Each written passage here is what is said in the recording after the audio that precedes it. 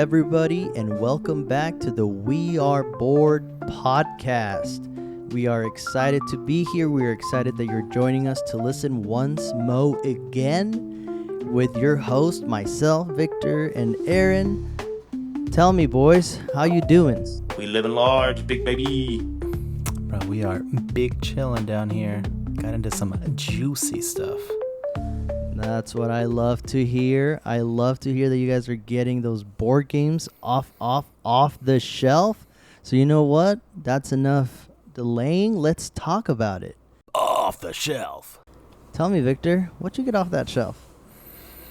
I think a listener of the pod was inspired by your last off the shelf. Because I get to the homie Josh's house for, our weekly BG night. And on the table, laid out in all of its glory, is Ark's The Blighted Reach. All set up with the whole campaign. We got our leaders and fate cards all set up. Like, usually we kind of talk in the chat ahead of time, like, oh, what game y'all feeling, blah, blah, blah. Like, Josh was like, I'm antsy. I'm ready to go. There's no question. Mm-hmm. And so we got into the first game of our campaign. So, I think we've talked about Arcs a couple times, right? Yeah. But so y'all already know. Designed by Cole Worley, art by Kyle Farron, published by Leader Games. So in the base Arcs, you are the leader of a faction, right? Playing through a space opera, right, is what they call it, right? Because there can be a little bit of diplomacy, there can be battling, there can be, deals made, deals broken, economies destroyed. So, you're basically battling it out on many fronts.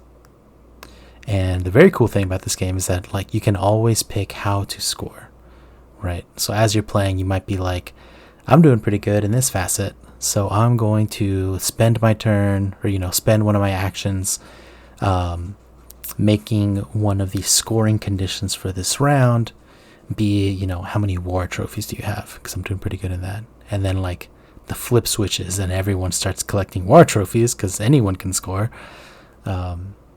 So it gets pretty wet and wild already. Yeah. Now, we're introducing the campaign. We're introducing the Empire, baby. So you all start off as, regents of the Empire, right? So there's Empire ships on the board. And we all start off loyal to the Empire, like we do. But at certain points in the game, you can choose to defect from the Empire, which comes with a little bit of bonuses. But while you're both in the Empire, if there's an Empire ship in your space, you cannot attack each other. So, it's like truce. Ah. So it gets a little spicy, and we actually messed this up. And by we, I mean I messed this rule up like 3 times. I was like, man, Josh left his city all undefended. That's crazy. So I go in and raid the shit out of it. And then it's like, oh, wait, there's an Empire ship. So it's truce. Give it all back. But yeah, so while you have Empire ships in the space, you can't attack each other. But you can use them to attack anybody who's not in the Empire. So they just become part of your army. And you can move them with you. If you're in the Empire, you can take these ships with you wherever you want. So then you might be like, well, the game starts off, everyone's in the Empire, everyone's buddy, what's the reason to fight each other? Well, so the name of the campaign is The Blighted Reach, and what that means is that there is a blight spreading across the galaxy. There's these blight tokens that are half the board is empty and covered in blight, and the other half of the board is the Empire and all the players. So basically there's this entire half of the board that's just free for the taking, but it's just covered in blight. And blight will damage your ships at certain points in the game, So you have to be careful. You know, you don't want to be sitting there when the blight pops off and like have, take a bunch of damage unnecessarily, right? So you can use the ships to battle the blight. The blight's not too crazy to fight. You just need to do 2 damage in a single hit, right? You can't just like if you do like 1 damage, do 1 damage once, then just nothing happens. So you have to like kill it outright. And then every player has like a wildly crazy ability, which is like really interesting, especially because all these abilities, they're like your society, basically. Like who your society, your faction is in this universe is like this character, right? So like I was the believer, and the believer wants to spread his faith through the galaxy. So, I was just going like full Islam with it. Alhamdulillah. So, they have some goals that they want to meet beyond you just personally winning the game, which is where it gets a little spicy. Because, like, let's say you don't meet your society's goal by the end of the day, then you can no longer be that character the next game. So it's like a trilogy. There's 3 games. So if you don't meet their goals, then you will just not be that character next time. You get to pick another character, so you're not like punished necessarily. But if you liked your character, you'd rather keep them. So that was really interesting because I was the believer. I was trying to spread my faith, and my faith, the way it spread, was usually when you're playing arcs, there's suits of cards, right? There's kind of a trick-taking element to picking your action card. And I think there's 4 suits, right? So it's like aggression, administration, building, and then another one that I always forget. But like when you play a suit, everyone has to follow suit, or if they don't follow suit, then they get fewer actions. So my faith is an entire new suit into the game. It's like there's a deck of cards. There's an entire suit of cards called faith cards that are not in the game. I have to like spend like actions introducing them into the deck.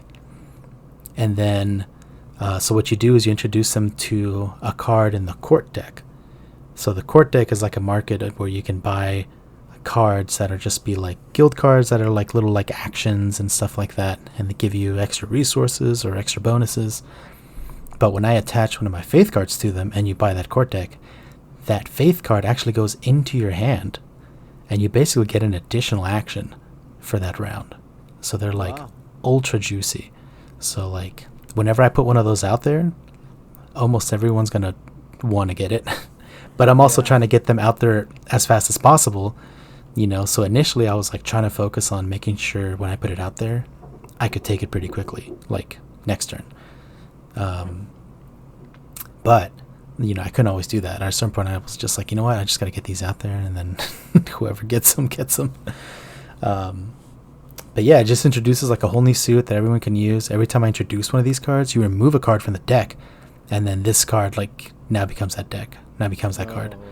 So like one thing that was pretty funny is that like every time you kind of remove a random one from the deck, and every time it was like, well, the 6 of aggression is gone. Well, the 6 of building is gone. Well, the 6 of administration is gone. I'm like, yeah, I'm getting rid of all the high cards. And it's like, well, now we know going forward there's no 6 build.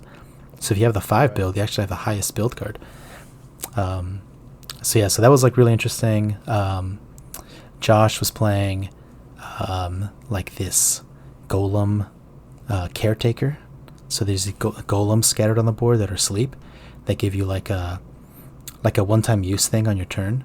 But when he uses them, they become face down, and he has to give them to a different player. And now that player has it, but it's like taking up a slot in his inventory. But later, when he triggers all the golems to wake up, all the golems wake up. And so now the player who has the golem can also use it. But when they use it, they give it to somebody else. So it's like, he's introducing this thing that initially he gets, but then everyone like will basically share. And then, same for the other player. He was just like putting out guild cards into the court deck. That's what he was trying to do as much as possible. And like we could all benefit. Like we could all grab more guild cards because he was like pulling them out into the deck faster. So yeah, it was just really cool. Everyone like does something that changes the game permanently. So, well, permanently like for this 3-game campaign, right? So it's like those faith cards, even if I hadn't met my society's goal and like failed to spread my faith, then those faith cards would still stay in the deck for the rest of the campaign, you know? Oh. So And so are you tied to being the faith faction or whatever for the whole campaign? Like, is that going to be your role for the whole campaign? no, so at the end of each game, if you didn't meet your goal, then you like discard your faith card and you get 2 more faith cards. And there's the fate cards, sorry. So the fate cards, which is like your character, your society. There's 3 decks. There's the A, B, and C decks. So A are the ones you get the first round. B are the ones you get the second round. So like the first round, everyone gets an A. But the second round, anyone who didn't meet their goal discards theirs and gets 2 B cards to pick from.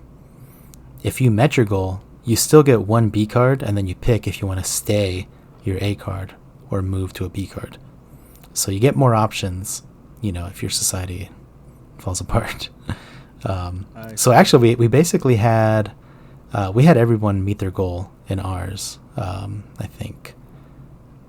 Yeah. There was one player at the end who was kind of trying to decide between like scoring or meeting their goal. So like we all ended up meeting our goals. But actually, I was the only one who kept my A card. Both the other players decided to switch to a new B society.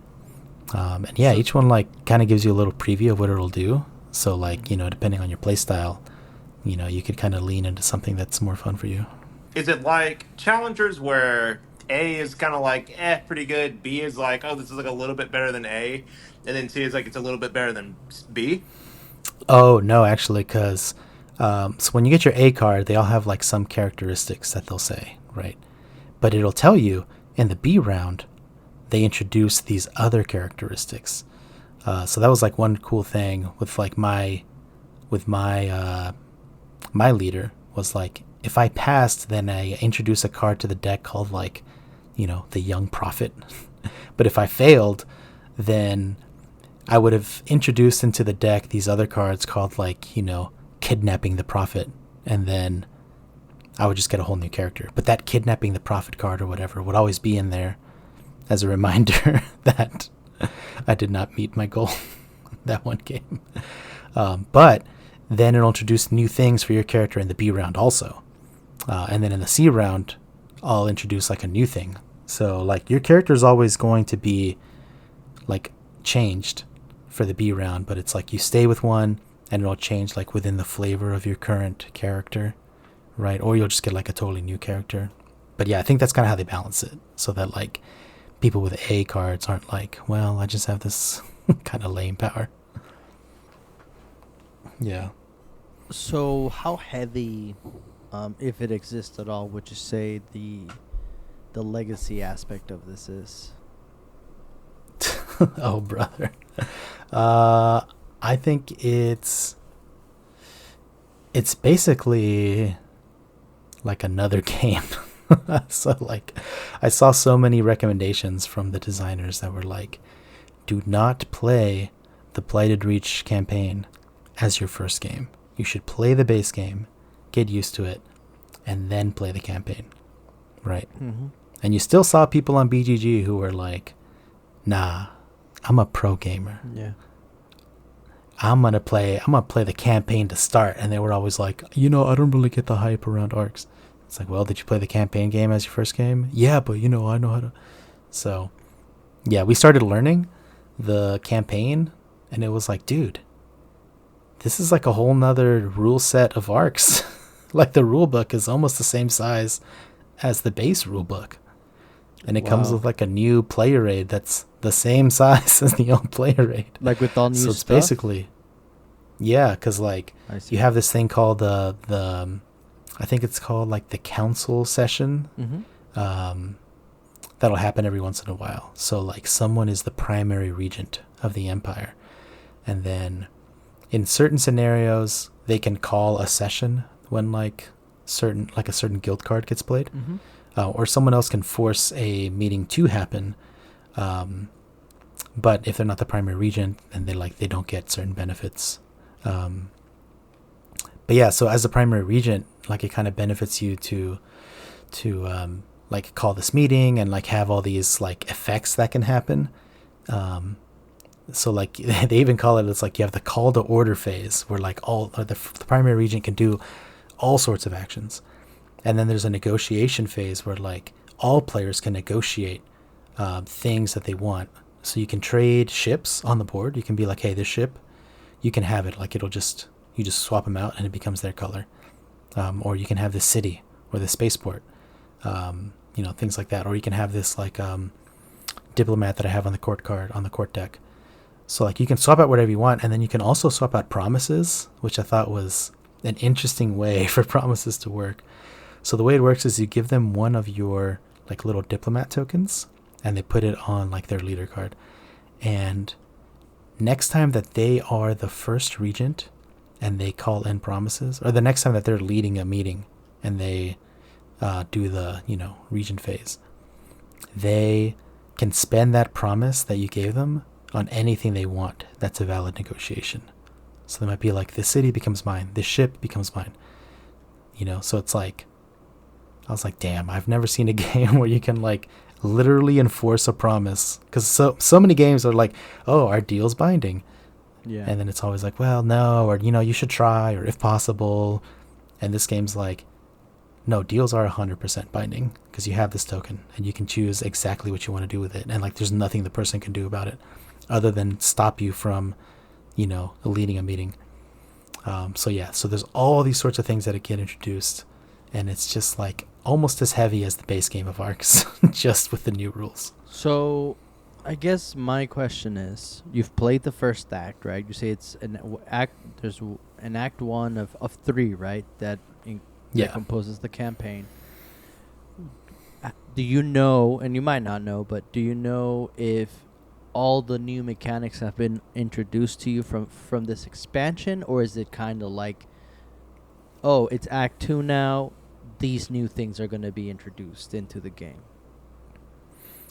Yeah, but it's like kind of unique to the characters that you're playing as, right? So there's not going to be any like new mechanics that get introduced. It's like, oh, starting in Act 2, this mechanic comes in like as part of the base game or whatever. It's who you're playing as that introduces the new. New they introduce mechanics that like change the game like pretty radically. Okay. Right, like there's an entire new suit of cards that I introduced. Yeah. My Islam cards that are now in the deck. And did that just happen because that's the character you chose? Yeah. See. So next round, my believer card will introduce a couple new things. And when you get your leader card, or they call it a fate card because they have other cards called leader cards. Right. So your fate card, even when you get it, it tells you in Act A or in Act 1, it'll do these kinds of things. It'll give you like some flavor text around what'll happen. And then it'll give you some flavor text like, oh, in Act 2, you're gonna do this and that. I see. So you kind of know a little bit, right? And that kind of influenced our choices, because one, we were picking like which fate card to play next round, and James had one of his choices was he could be the peacekeeper, and it's like you enforce truces and you de-escalate conflicts, and you can like like in the flavor text, it just said you can like stop conflict or something like that. Yeah. And then one of the other card I drew that could have switched to was like the warmonger. So it's like you just want to have wars no matter what, and you want everyone else to be at war. So I was like, dude, if I pick this, like we're just gonna be in conflict. Like I don't know what the mechanics are gonna be, but like we are just not gonna like each other. Yeah. So I was like, you know what, I'm gonna stick to my faith. I see. Okay. That is really interesting. So, you have played Arcs multiple times. You've played the expansion once now. What do you think the expansion, obviously once you have a handle of the base game, do you think the expansion, at least from Act 1, bettered the experience for you? I think it's pretty close.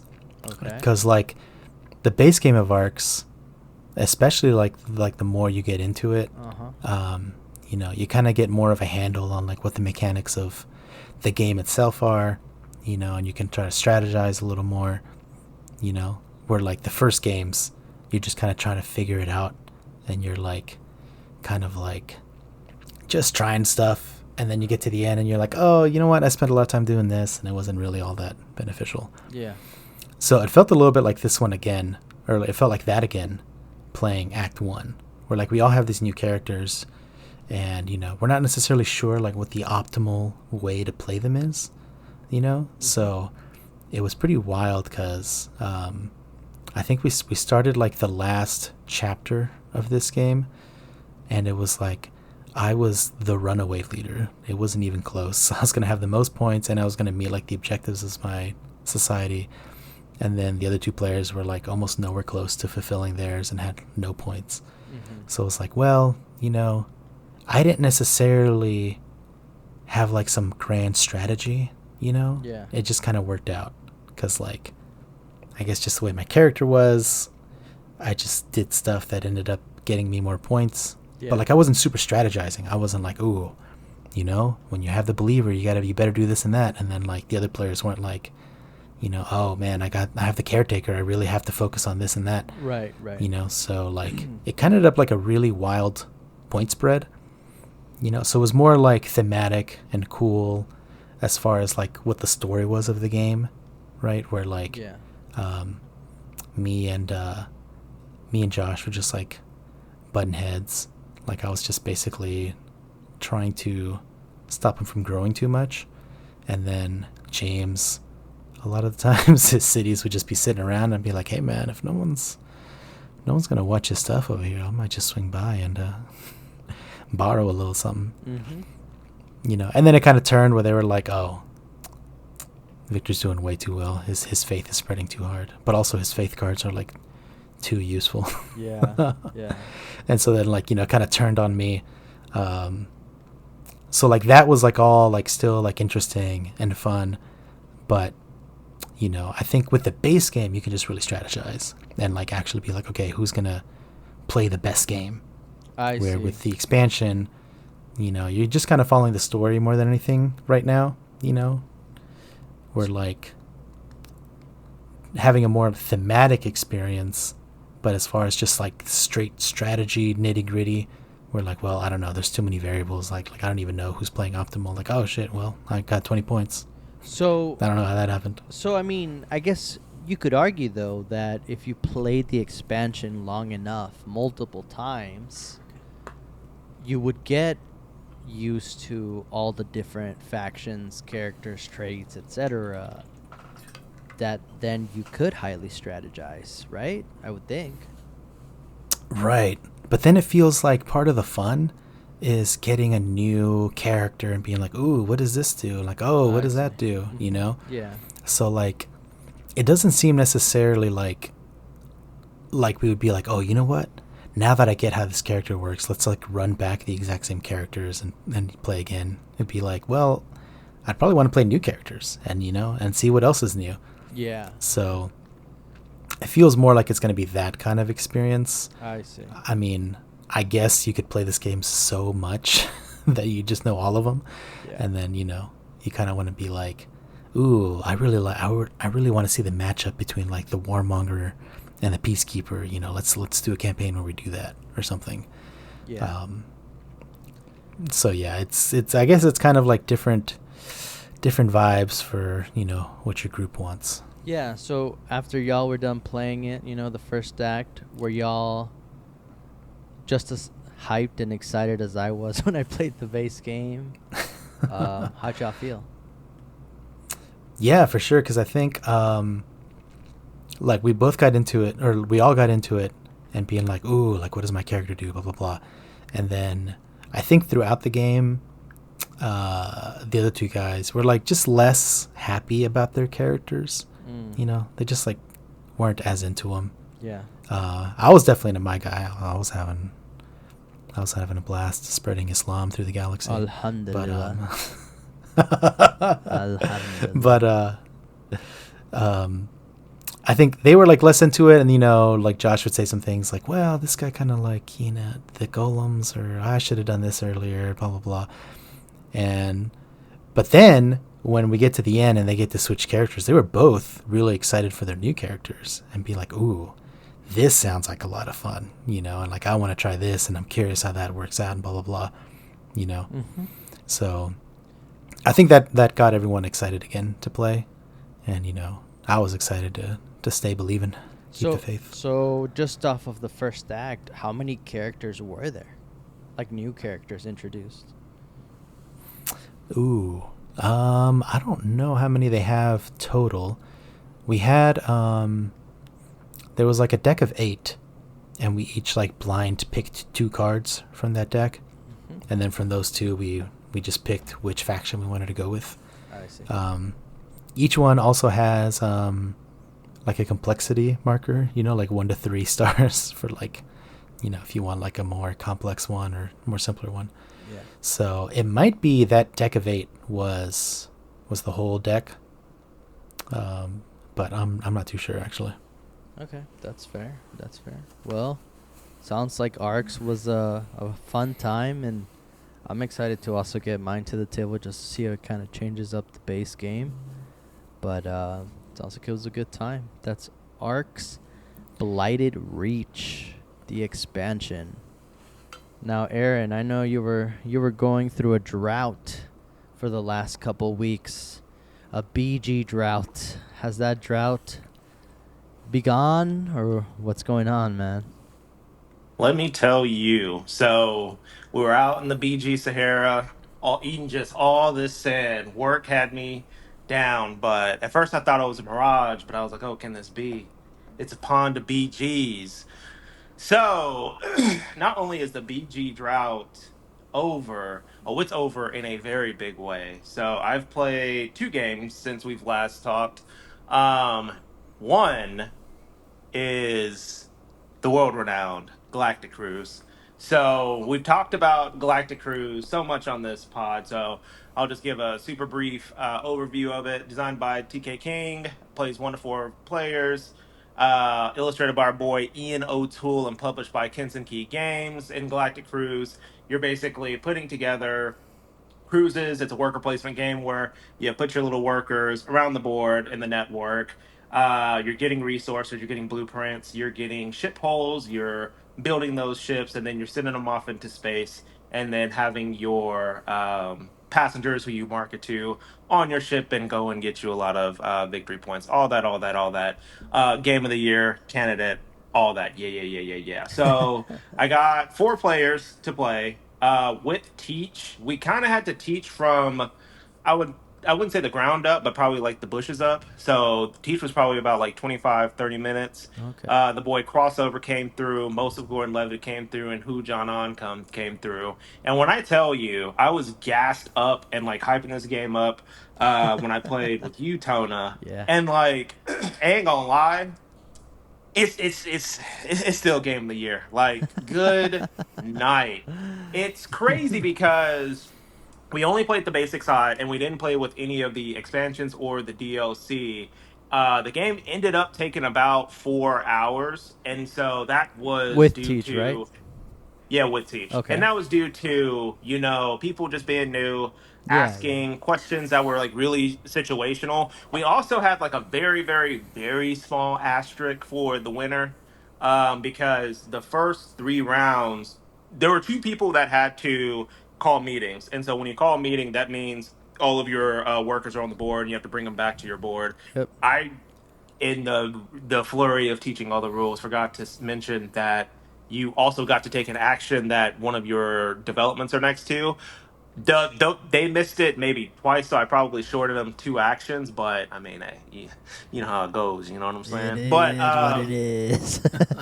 But yeah, it was insane. So like the strategy that I employed, I also did a little bit of gaming for, like making it as fair as possible. So I think an early good move is to, so anytime you want to market to your passengers, you can basically do what I call like a very easy money glitch where you end up spending these things called ads, and you can place your cruise attendees, you can market to customers, and based on how many destinations are on the little cruise cards, you'll get money based on that. And so in the early game, if you don't know what you're doing versus a person like me who knew what I was doing, I could have easily done something to where I was like, hey, I'm going to turn these two ads into six money and this and this and this, and then been on like the complete front foot. So there was a little bit of doctoring the game to make it as fair as possible and beginner friendly.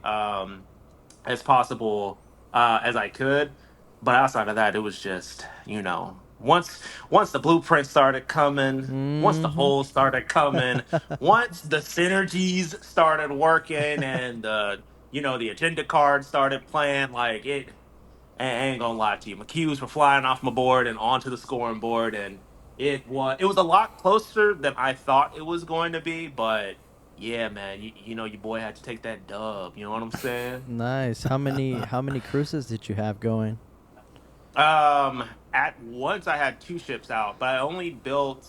Yeah, I actually only built two. I only built two ships, and so those two ships were pretty much every other round going up and doing the damn thing. How many segments were the ships?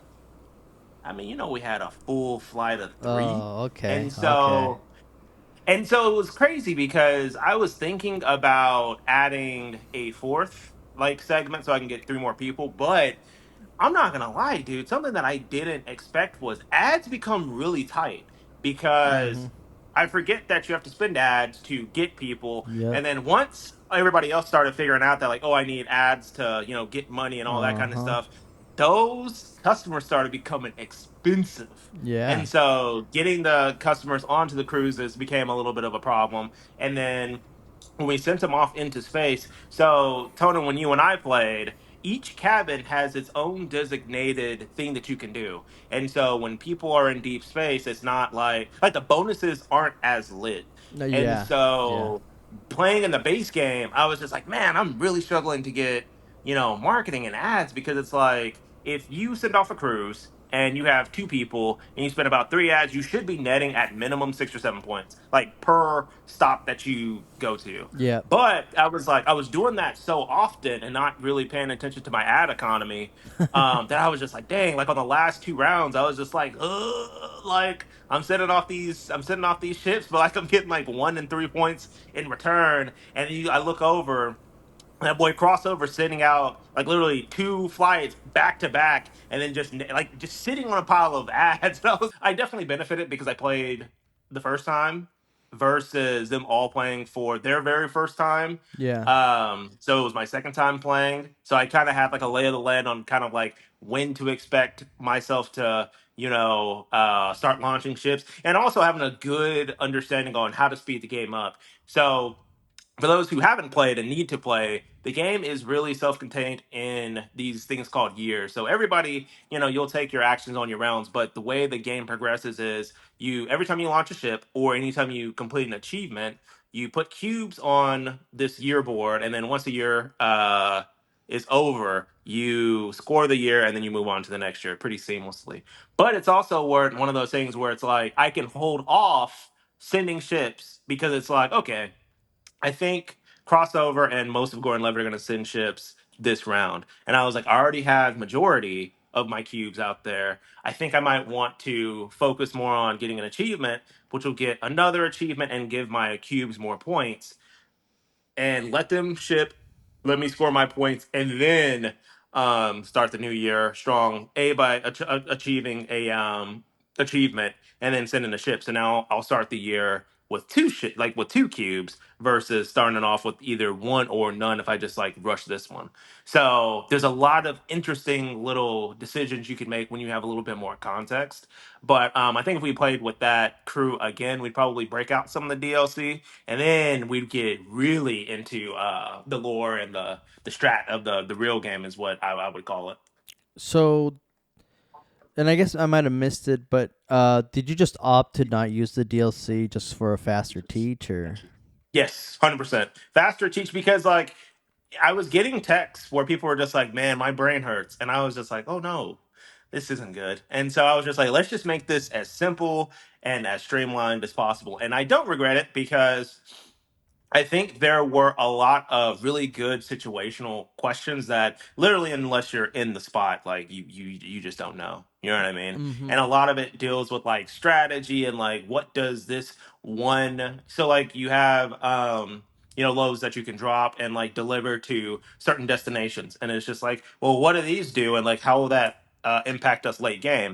And that's a question I didn't even know because we dropped maybe like one or two loads when you and I played Tona. So I was like, I actually really don't know what the strategy of that is. So I'm learning with y'all. And I think that doing it on like its very very basic vanilla um, I guess like setting made it a lot easier. Plus, the vanilla setting that I really appreciated was none of the technologies were really OP, and every time you went somewhere, you always had something else to play off of.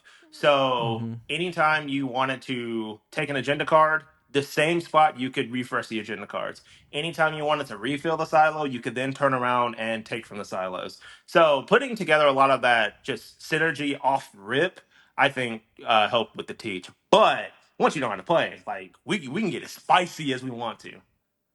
I see. I see. Okay, yeah. I mean, it sounds like it was still a pretty good time with the base game, and it Hmm. seems like a lot of the I guess a lot of rules that could have been maybe overcomplicated or whatever, they seemed easier since you were just getting the vanilla version of that. So that's cool. And based off of your, was this your second play of this? Yep. Based off of your second play, would you say that the game still stands to our experience? Oh, 100%. Like I'm even more excited to play with y'all because I feel like getting Victor up to speed won't be anything. I think we can probably just play DLC like right out the gate. Then there's only three of us, so we'll probably be playing a shorter game. And then on top of that, it's like it'll be a lot easier to coach through things because I was able to walk everybody through like turn order, like, hey, make sure you don't forget this, this, and that. But like as I'm like clicking and like learning the back end of the game, because it's like I've played the startup essentially twice of like building the engine and like here are all the pitfalls you look out for. But like the end game, I was like, I have no idea, kind of like how like should I be ending this early? Yeah. Like I see a lot of people are starting to launch ships. Should I also be launching ships, or is there something else I'm missing? And stuff along those lines. But I think with like playing with Victor, once we play with like all the DLC, I now know the two pitfalls is, hey, make sure you're advancing your crews because when you have like two or three cruises out there, you're literally doing an entire turn's worth of stuff before your turn starts. And Oh yeah. so just Oh yeah. naturally there's a lot to keep up with. And so when you're doing that times four, because I have to count myself too, yeah, it gets to be kind of a lot. And there's a lot of stuff that can be like missed out, like stepped over. Oh yeah. I mean, I remember our playthrough, very memorable. But I remember that we were all playing Galactic Cruise, right? Hmm. And as soon as I got my first ship out, it can go up to 4 segments or 3. I don't recall. Yeah. So if you get an expansion, if you drop a payload on, I want to say the Orange Planet, you can get four ships with four segments Oh, each. okay. Well, then mine only had 3, but even then, I got it out. We were all playing Galactic Cruise, but as soon as I got that first ship out, I just remember I was playing Galactic Cruise and playing Cruise Captain because like Yes. you said, when you get your ship out, it's a whole new game. And you're taking a turn before Hmm. your turn. Like it's Hmm. a completely new game basically when you start sending your ships out. So I definitely remember that, and I remember how awesome it was to be. I mean, I ran my cruise I think once, and that put me ahead of everyone, like in one in one go because I had the first ship with 3 segments. But yeah, no, I mean it's crazy, crazy awesome, I should say. But that's awesome. I'm glad that you had a fun time with it though. I'm excited to play that again. Yeah, absolutely. And it's also one of those things where I think you hit the nail right on the head because it literally is two different games baked into one. Because the worker placement, figuring out how to get your scientists unlocked and understanding the board and the network along with all the agenda cards, like that's just like worker placement. But then when it comes to like resource management and like really figuring out how to optimize all of your scoring, like that's an entirely different game in and of itself. Because when you're actually sitting off those ships, that's where all your points are coming from. Like there's only, I want to say, like if you're doing perfect resource management and your worker placement stuff is clicking, you might be able to get 45 points off just like the network, by your board and the network's board. But all the rest of your points are legitimately strictly through all of your cruises. Yep, yep. Oh man, such a good Damn, game. dude. I'm gonna come learnt, dude. I'm gonna be watching the YouTube video in the car. Hopefully it's under 4 hours. I'm Oh gonna be yeah, launching you'll my be. cruises, dude. I'm gonna have 3 out there, 4 segments. I'm gonna be cooking. Well, actually, I've been talking about these segmented ships. Is it possible to send out like a humble 1 segment ship? Like a Yeah. little cruise bus. No, there's not. Wait, you No. can't you So can't do 1 segment? I thought you could. no, so you have to have minimum two because even with the DLC, if you like, so the way it's broken up is each segment has half a homie on the top and on the bottom, and you essentially have to play like puzzle finder to find the bottom, like to find the next segment to have the other half attached to it. So at very, very minimum, you will be sending out a ship with 2 segments, only because two halves make a whole. And so when you send out three Oh, that's right. ships, That's right. and you just have some extra stuff on the side.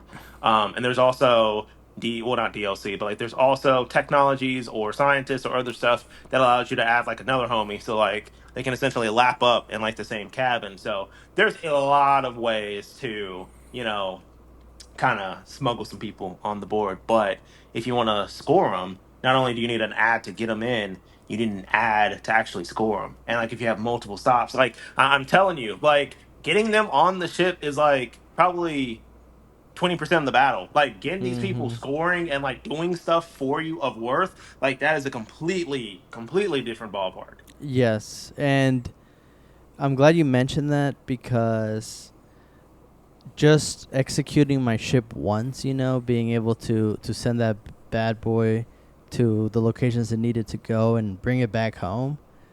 I recall being like, "Oh crap. Ads are very important in this game." Yes. They're Yes. very After just going through the cruise one time, I was like, I cannot keep this thing moving around. I need ads. Like ads make that ship move, and it, Ads like advertisements. Yeah, yeah. advertisement. Okay. So Hmm. in the lore of the game, you need ads to attract people just to the like they have like basically GameStop midnight releases for these flights. And so you're promoing the Yo. midnight release. Yep. And so after you set sail and like, hey, we're about to launch this cruise, you have like a little operator homie that can go to the bay where the pre-sale homies are. And then you pick them up. Once the homies are on the cruise, there's two spaces that you can essentially stop at. Deep space is where they're just hanging out. So however many, each segment comes with like a certain number of tags. And so you just do quick math of how many tags are multiplied by how many of the same colored people are on the ship, and then you would get that reward. In the DLC, that part of the game is taken out, and each segment has like something special that a person can just go to, and you get those bonuses. So whereas in the game we played, I had like one of a kind. So I would have a purple person and an orange person. So I would get like maybe $1, and then like a reputation, right? On the DLC, you can legitimately have somewhere where it's like, hey, if you put a purple person here, you get $2 in like one ad. And I'm like, ooh. I really want that. But it's Mm-hmm. more expensive to build in the front end. You know what I mean? And then once the people get to like, you have like these, I guess like entertainment locations. So they're all color coded to like the different type of cruise homies that you recruit. So if I have an orange location of interest, orange dudes, they still need to like, you still need to market to them because you need them to go to the attraction. So they only need one ad to send them to the attraction. They'll be like, yeah, it's lit. And then the purple and the teal people, they're just like, I need you to work for me. I need you to sell me on this because it's not my thing. So you have to Oh my spend god, dude. two ads to get any like non-orange believer to, like buy in. Dude, And yeah, this dude. And sounds that's kind of like where, Food Chain Magnate, where it's like, if you don't yeah. advertise to people, they just won't eat. They will starve. They'd rather go hungry than do their own research. And it's like, Oh, please come on. yeah. I got what you need, dude. Just come by, man. Just check our website. Come on, Yeah. man. Yeah, and Yeah, 100%. another thing that I really liked about Galactic Cruise is like kind of what Aaron's saying about the GameStop midnight release. You like get all these people hyped for the cruise, right? And then at the end of the day, you could come across the option of being like, well, I'm actually gonna just take this other cruise instead, and then they're just kind of like chilling there without But you taking. can you make false promises? Oh, you 100% Yeah, can. And yeah, like sometimes yeah. you're not even punished. So like let's say that Tona puts his operator on like Lit Cruise A. Your boy could take an action to market to Lit Cruise A. I already see that it's going to an orange planet and a purple planet. I could put two teal homies and, just be like, yo, I heard it's going to just straight teal planets. Oh, it's not? That's crazy. Yep. I'm just the middleman.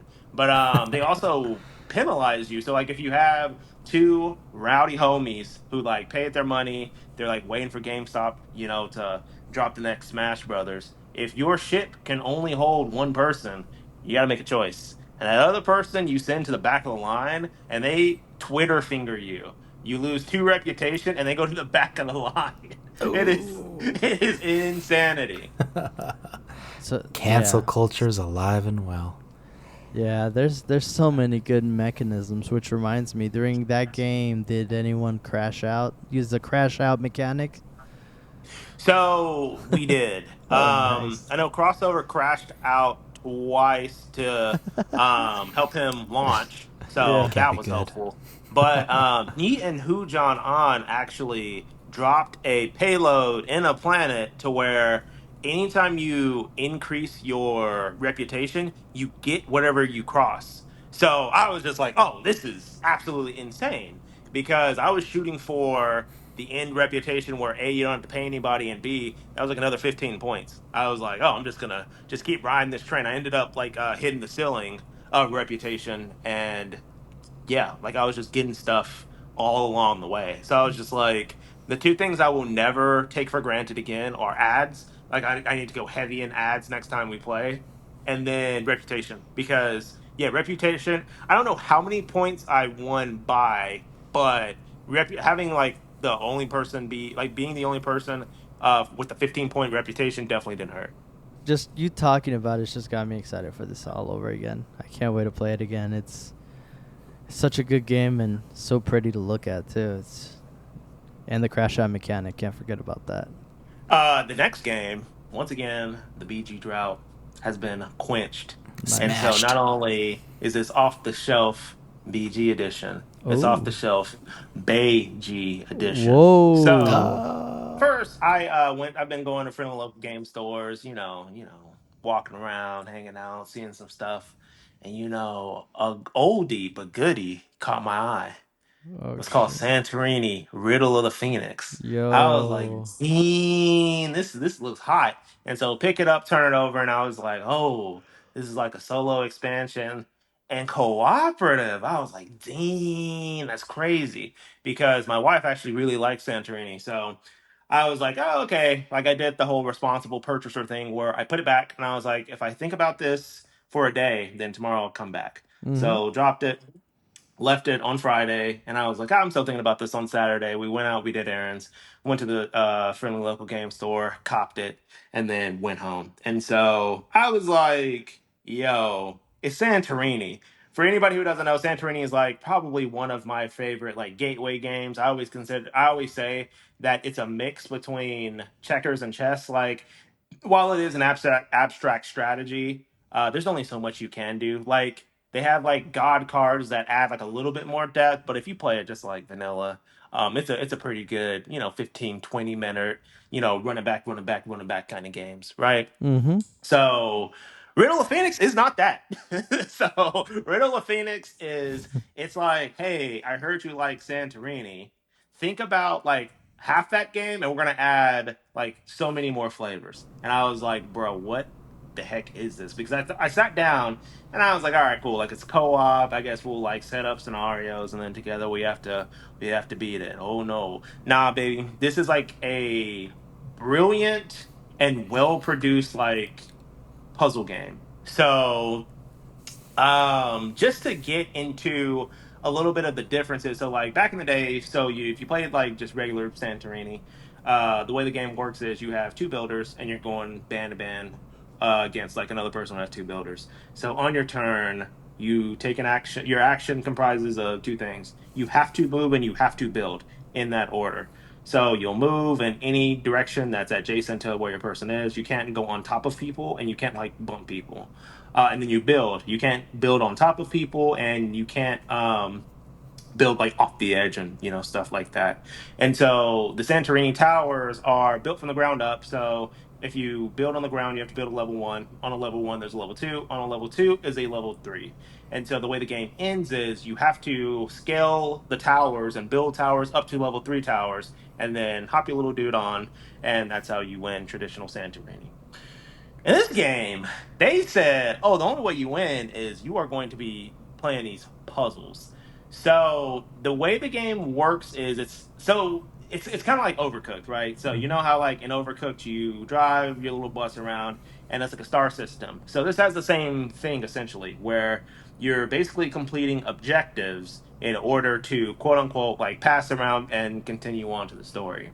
However many stars you get in the round, you color it in like this little book, and then they have like this web, like it's almost like a skill tree, but it's all of god cards that you can unlock by bubbling in this little path based on how many points you have. And as soon as you connect a god to another god who's connected to like this middle thing called a Polaris, then you get to add them into like available use. So you start the game with like I want to say like 10 basic gods, and like they'll help you do whatever you need to do. The big thing about Santorini is anytime you build, you kind of just build from like whatever the supply is. In Riddle of the Sphinx, you literally start with two base blocks, and they're like, all right, cool, like figure out how to get the rest of them. So each puzzle, you open the little book and you build on the pages, but each puzzle has like these little tokens. On the tokens are kind of like these recipes for whatever the spot opens. So like if A1 has a silver token with like a level 1 structure on it, in order to pick up and achieve that recipe, you have to move your person adjacent to it and then build a level 1 on top of that coin. You collect the coin, you put it at the bottom. There's gold coins that have like 2 through 3 with little caps and all kinds of rigmarole stuff. But it's like there's such an interesting element of you now have three options. Like the first option is playing just regular Santorini, which is moving and building. If you cannot build or you cannot move, then you just lose, and then you have to just start the challenge all over. The second thing you have to do is you get god cards, and so you have like a steady supply of god cards. So you have like about three of them that you can pick from. Once you pick one, they come like with their own specific block. So a lot of the starting god cards come with like a base level, and then some of the other ones come with like a level 2 level. And so each god has its own power, and if you build off of that god using its power, then you get like a free block, like all that you get a free block as like your completion of their quote unquote quest. And when I tell you this game has already baked in like you need to complete if the game gives you five gods, you probably need to complete four of their quests in order to just even come close to like a 2-star victory. When I tell you this game either I'm playing it wrong or I'm dumb. Like this game is actually very, very hard. Like if you're playing for just level 1 or level 2 objectives, sure. Like I can see how, it's pretty easy. But like these level 3 objectives are like extremely hard in the fact that you really have to like sit back and think, because it's like I have 2 blocks that I can use. There are 5 blocks total that I need. And I was like, so I need to complete both of these gods' quests. And then a new thing that they added is you can play the Sphinx's game. So you roll a little dice. It is, I want to say, a D9. So it has 3 blue, 3 green, and then 3 red, or like a mixture of red and purple. And anytime you roll the Sphinx's die, it's a turn. You pick up one of the little gems from the Sphinx, and then that's it. If you roll the die again and like play the Sphinx's game again, and you roll that same number, one of your workers dies. So you just pick them off the board and put them up next to the Sphinx. The Sphinx ate them, and then if that happens again, you just automatically lose. Anytime you lose 2 workers, like anytime 2 workers die, then that's just GG's. So you legitimately get to a point to where you look across the board where it's just like, all right, cool. So I need 5 blocks. I've already maxed out my quest and I need one more block. And it's like, all right, well, am I okay losing this one worker to like get 2 rolls at this die? Yeah, I have to. Otherwise, like I'm like 15 minutes pot committed into this puzzle. And then I'm gonna lose. So Oh yeah, man. man, Riddle of the Sphinx is an absolutely amazing re-implementation to a game that I already love. I always called it was a Beiji because me and my wife started playing, I think, the first 3 levels, and it was lost in translation, baby. She gave it the old college try, but when we started, it was about 9, and then Oh. after like the first puzzle, it was about like 9:30, and she was like, "I think I'm gonna go lay down." I was like, "Yeah, I feel that." I need to lay down. It's legitimately like we like playing chess, right? And so imagine bringing a new game where it's like, okay, so it's technically chess, but there's another board above it, and we're not directly supposed to be taking each other's pieces. And there's also locations that we have to surround, and that's how we pick up an objective. And there's like 5 objectives. And there's also god cards on the side that power up your pieces. Like it was just like as I was explaining it, like glazed eyes was happening. She was just, I think I just want to build stuff, and I was like, while you're right, I don't think that's what we need to be doing right now. So yeah, it was a good old college try. So It was fun. you don't need the base game for this, right? Like it comes with it's a You do, standalone, or you do? you do. So the Oh. only thing it comes with is the book, the pieces specific to the game, and then all the god pieces that you have at your bevy. But you 100% need a new game. Oh, I see. I see.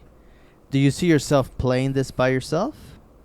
Oh, I've already done that today. Like Oh, I was okay. doing that before. I was doing that I before the couldn't wait. pod, my guy. Oh, okay. Okay, so becoming a little bit of a solo gamer, perhaps? Oh, yeah. I No. I was legitimate. I need to like look myself in the mirror and be like, you need to apologize to all those people who you were just like, I don't know why you can play a solo game when you can just play a video Oh, game. Yeah, dang. because now I'm just like, oh, this is Oh. fire. Because it's like, dude, like this game legitimately is fire. And like, so I play it solo and they scythe you. Like, you have this little grid and then you have like this little token where it prevents you from doing the same action like more than once. So you have 4 workers that you have available to you. You have gray workers and you have blue workers. So if I move the blue workers, it's just like, oh, like I have a really lit spot that this blue worker can go to. Well, I have to like figure out how to either A, burn time, or B, like move another one of the gray workers. And I don't know if there's like a specific way you're supposed to set them up, but I always do gray down, blue down, and it's always been very challenging for me to get to some of this stuff, and I can't even imagine doing like the 4-star challenges. Like, man, this game, I think 3 stars is probably like the height of what my intelligence can handle, because I tried to do, so like level 2 is where you can like attempt to do like a 4-star, and I was just getting my cheeks clapped. Wow. Wow. Well, 2025 is a new year, I guess, because I remember we discussed briefly solo board gaming. And if I remember correctly, you were like, "Well, if I'm gonna be solo gaming, I might as well just play a video game." Facts. And now we're in 2025, and my boy's running through it alone. Oh man. Yeah. Dude, that's so funny because I've been thinking about doing the same thing with Shazin Azadi. It's like a similar thing. You have Shazin, right? And then you have Azadi, which is like a co-op expansion. And I'm like, I mean, we haven't even played Shazin that much. And it's like, I don't want to just sell it, considering we paid $8,000 for this board game and waited 5 years. So I'm like, I might just play Azadi solo and just see if it's like, before I bring it to the boys, taste the goods first and see if it's worth their time. So I don't know. I've been thinking about dipping my toes in it, but I didn't fully commit like you did. Yeah. Well, I mean, I think it says two things about Erin anyway. It's like he's maybe starting to change his mind on solo board gaming, which that's what surprised me the most. Or you convinced me that you would never. Mm-hmm. But it's cool that you're trying it out. But I think also the point that you're making is that this game is fire, and it's fire enough that it's making you want to do it alone. You know what I mean? Like want to do it by yourself. So like, I think that in itself kind of speaks to it.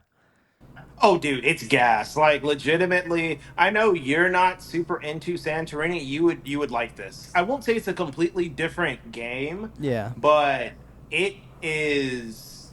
It almost feels like it's Sino, Santorini in name only, because the moving and the building is such a small part of the overall strategic stuff that you're doing. Like when you if and when we play it, if we have some time at either WabCon Spring or WabCon in general, I would just be like, just play one level of it. Let Yeah. me know how you think of it. And we could either go as far as slow as we can, because the crazy thing about it is it's not that messy, and like setup's not that hard because you're not putting out all the pieces. It doesn't really fit in all in one box. That's something I am very perturbed about, but that's neither here nor there. Um, Even without the insert? oh, it didn't come with an insert. Oh, what? Let me stop lying. Let Yeah. me stop lying. Riddle came with an insert that was 85% of that game box. I was like, what are we doing here? Just give me a bigger game box to put all my Santorini in. Because it legitimately got to the point where I was like, I think I may gift Santorini to one of my wife's cousins because he really, really, really likes Santorini. And I was like, I could gift him this, and then like I could buy like the new version for myself. And I was like, well, listen to what you're saying, dude. You're giving him a used game, getting the new version for yourself. I was like, I don't really know about that. But then I was like, I'm not about to pay $69.99 for a second edition that's like supposedly better, supposedly like more detailed and all that kind of stuff, and like not hit that on a consistent basis. So I was just like, if something just happens to happen to Santorini and I have to rebuy another one, I'd be like, I don't know. But anywho, I'm not doing that anymore, so that's water under the bridge. But yeah, like it's almost how like when Victor you were saying, oh, Arcs like the Blighted Reach is almost like a different re-implementation. It's almost like a different game. I can say with confidence, Santorini Riddle of Phoenix is such a different game than Santorini. Like it's almost like its own different category. Like it leaves Santorini as like an abstract strategy game, and now it's becoming more of like your Project L's. You know what I mean? Like it's one Mm-hmm. of those type of games where this is a pure puzzle game that has a little bit of randomness with the gods. So every time you have to retry a challenge, you have to shuffle, like you have 10 starter cards, you shuffle it all up and you deal out five randomly. So you don't know what you're starting your quote unquote run with. And then they have like the additional skill tree where you can unlock other gods that, you can basically play situationally with, because there was one that I did earlier this afternoon where it was all about like movement, and thankfully I was just like, I've unlocked two of these other secondary gods, and they were all about movement as well. And then I just so happened to shuffle in two of the other guys that had a lot of movement. So I cooked it. You know what I mean? Like, Mm-hmm.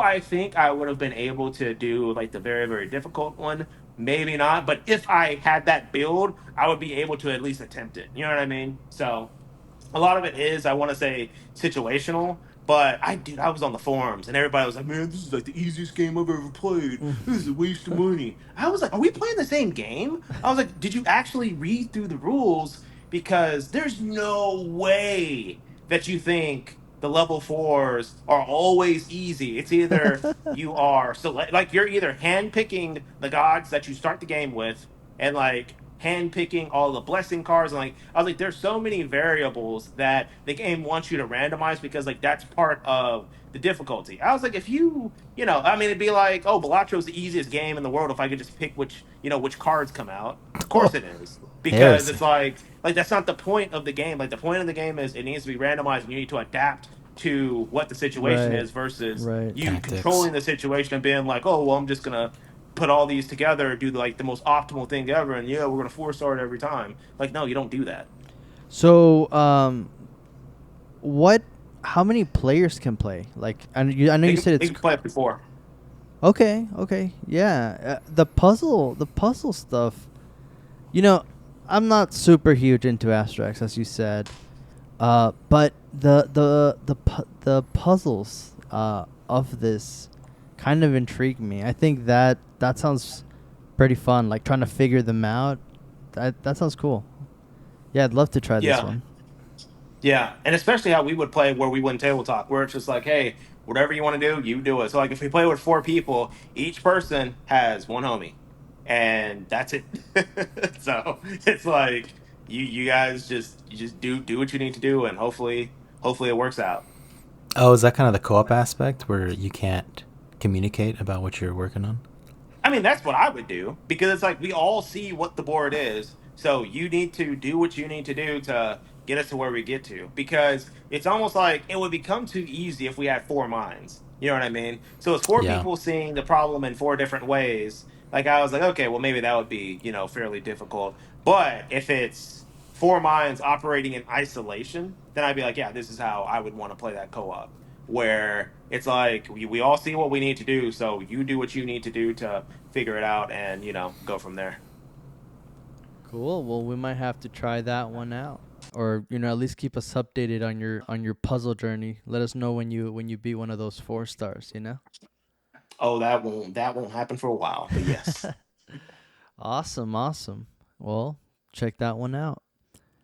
For me, I also was able to get a board game off the shelf. It's actually a Kickstarter I received. I don't even remember if it was this year or last year. It had been sitting in my shelf for a while. Um, I had been meaning to play it, and I never did. I actually ended up having a birthday party for my niece, and it was at my house. And my brother-in-law Parker, which you've met, Aaron, he came up to me and was like, "Hey, I'm jonesing for a board game day. Come on, let's do it." So I was like, "Yeah, let's go for it." Right. So it was kind of like last minute. Um, he came over with Alex, who you've also met, Aaron. He Hmm. happened to be at the same He's awesome. party, and he was like, please, I'll come too." The game that I'm talking about is Last Light. Let Uh, go. yeah, designed by Roy Kennedy, came out in 2023, published by Gray Fox Games. Um, what is Last Light, right? So Last Light is basically what they claim to be a 4X game. It has this beautiful table presence because it comes with all these resin 3D actually they're acrylic or resin if you got the upgrade. 3D planets. Um, they all go on this board. Kind of has a couple unique mechanics. Them being the actual board itself has two different. It's the board, and then on top of it, it has two rings, an outer ring and an inner ring. Basically, these rings rotate. Every round essentially. Who are you? You're an alien faction. You kind of all of you start the same. You do the same things. But what's cool is as you play the game, they become more and more asymmetrical. Also, you're given like two different faction cards that you get to choose one of those, and each faction has like its own little quirk, right? That it does. But where the asymmetry really comes into play is there's technology cards that basically you have to like install into your 3 different kinds of ships, small, medium, and large. And based on the mods, civilization cards, or ship abilities, they'll do something a little different. And that's where the asymmetry really comes in. But basically, what's going on is these alien factions are basically trying to gather the last light. Get it, last light, because basically the sun or star, whatever you want to call it, it's dying out. So basically, the winner is going to be whoever has the most points after one of the players reaches the threshold of 20 light.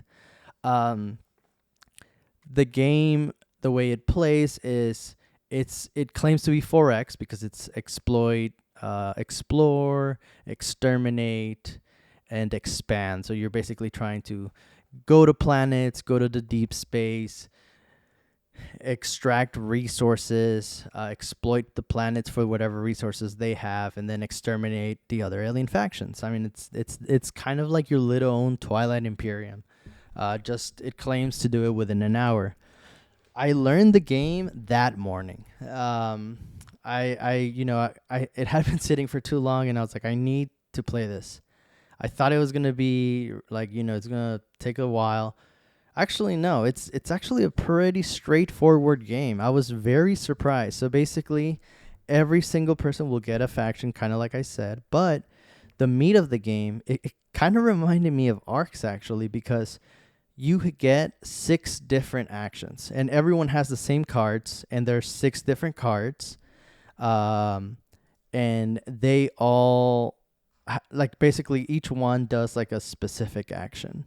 There's research where you gain new technologies, and then you're able to basically install those technologies. Then there's mine, where you basically will gather resources from wherever you have placed. They call them extractors. So you place extractors on planets and on your main station to be able to gather those resources. There's construct, which basically you build ships, and then you can build extractors. There's trade, where you can exchange your resources for other type of resources. There's refresh. Basically, when you play your refresh card, you're able to pick back up all your other cards, except your refresh card. So once you play that refresh card, your refresh card stays down. And then there's your command, which basically that's how you move your ships and you attack enemy ships. So very similar to Arcs, where you're like trying to use your cards to do your actions, except this time around, you do whatever action you decide to do at the time.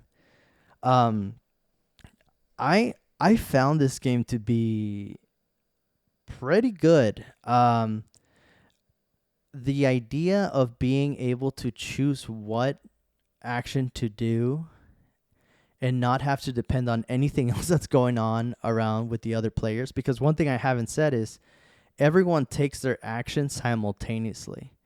And so basically everyone decides an action to do. Then everyone says, okay, ready? 1, 2, 3. Everyone shows their action.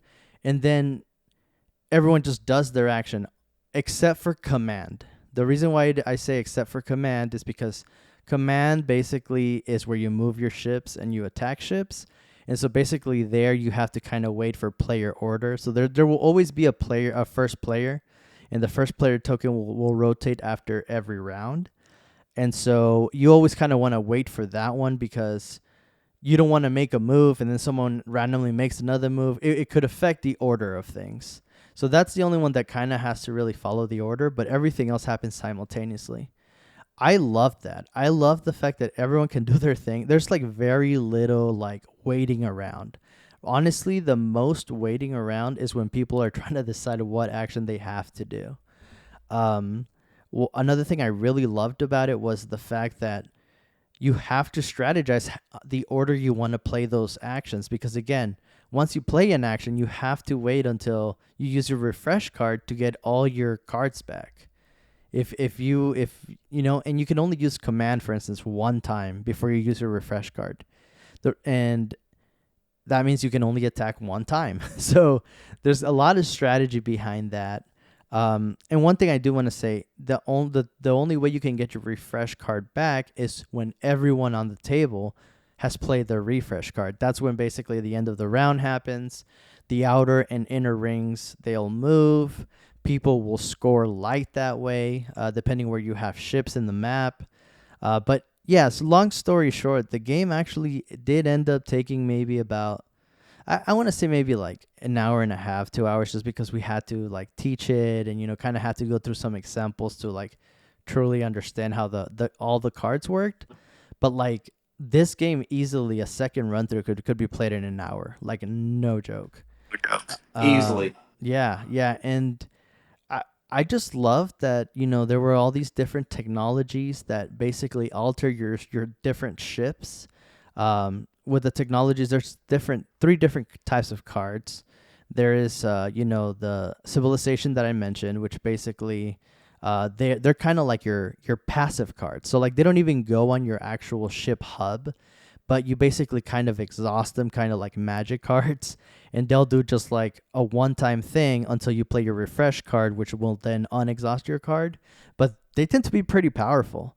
And then you have your ship ability cards, which basically when you're doing combat, you roll dice. And sometimes on the dice, there's a face that will basically it'll do your ship ability basically. It has an icon that says that's the ship ability, and it'll do whatever card you assign to that ship.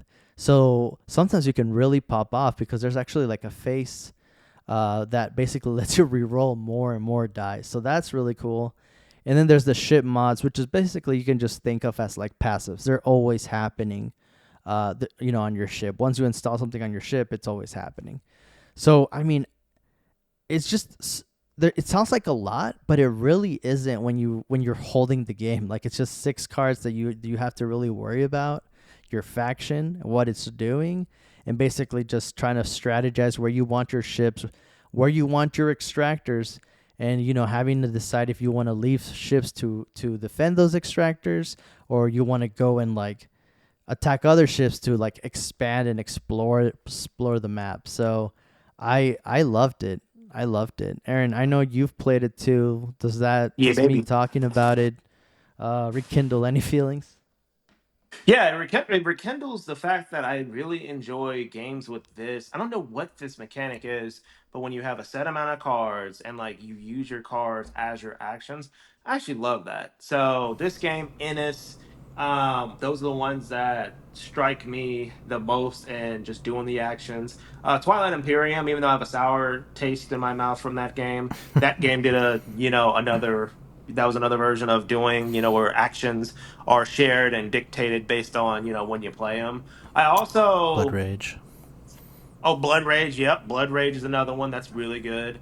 Um, just the battle, dude. Like I always said that the battle is so streamlined for the simple fact that you're gonna get got.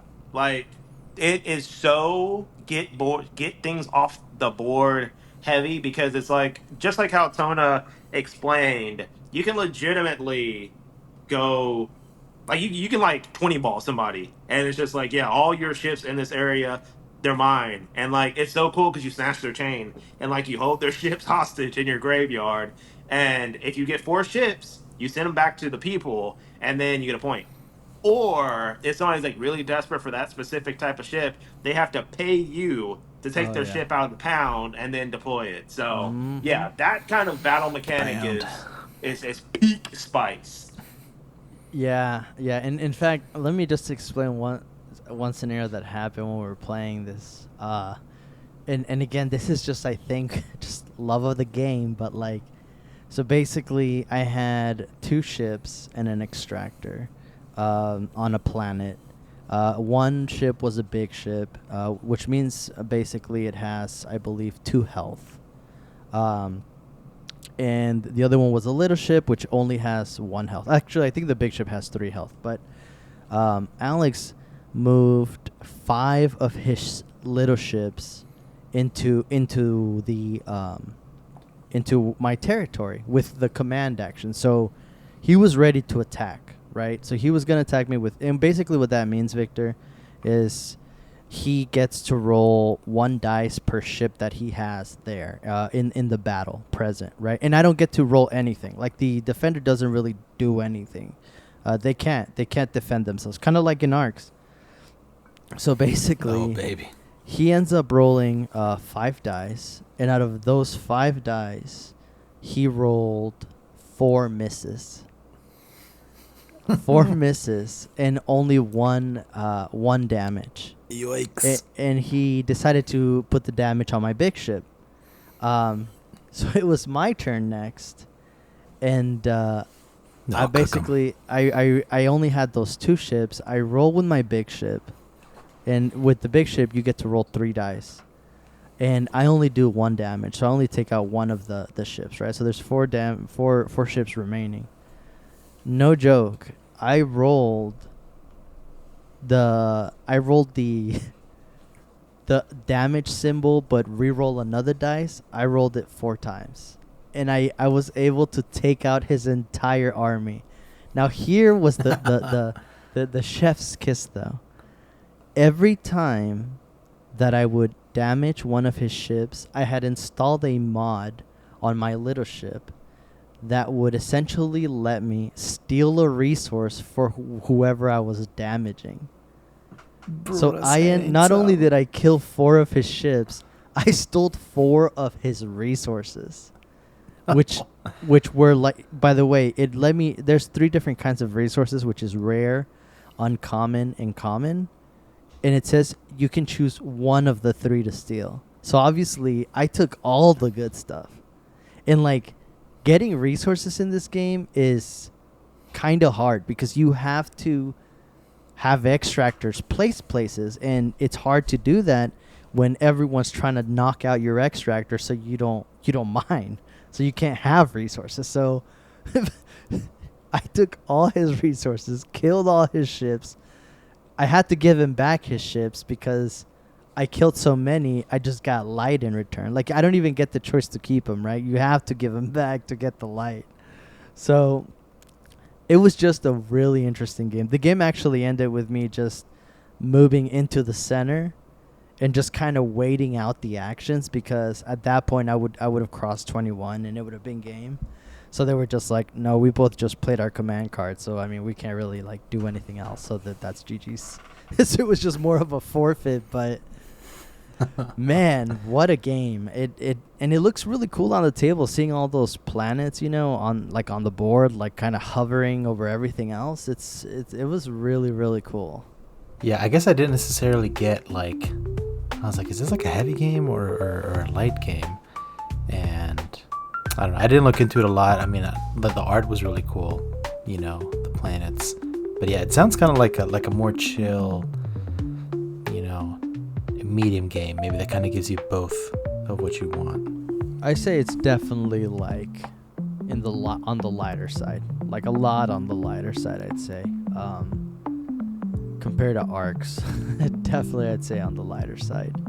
But it's still a fun time. Definitely one that I think you should try at least once. Thanks for tuning in to We Are Bored podcast. We hope you enjoyed the episode and found a little inspiration for your next game night. For more board game content and episode show notes, visit our website, wapod.com, where you'll find everything you need, including updates and more. Don't forget to check out our YouTube channel, We Are Bored, for reviews, playthroughs, and extra content.